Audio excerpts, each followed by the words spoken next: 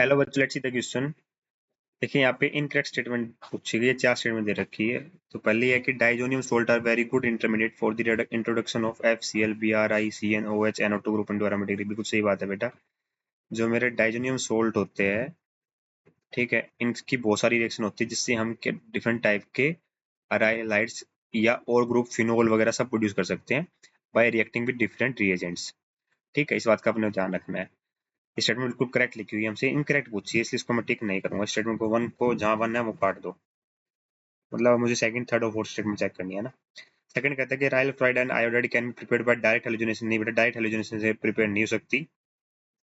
हमें पहले क्या करना पड़ेगा, आयोडीन और इसको लगाने के लिए साथ में कोई ना कोई कैटलिस्ट की जरूरत पड़ेगी। अगर हमें, ये पहली बात तो इसने बताया नहीं कि किसी साथ, शायद डाइजोनियम सोल्ट की बात कर रहा है तो डाइजोनियम सोल्ट की बात कर रहा है। तो इसके लिए मान लीजिए मुझे आयोडीन भी लगाना है, तो डायरेक्ट हैलोजेनेशन की नहीं हो सकती, आई टू नहीं हो सकता, KI की हेल्प से होगा। तो या फिर अगर बाल्समैन की मैं रिएक्शन करनी पड़ेगी, HBF लेना पड़ेगा, तब जाके मेरा फ्लोरिनेशन होगा, अगर फ्लोरीन लगाना है तो मतलब डायरेक्ट पॉसिबल नहीं है। तो स्टेटमेंट इनकरेक्ट है बेटा। तो सेकंड इनकरेक्ट है, तो आंसर तो पता चल गया कि बी आएगा।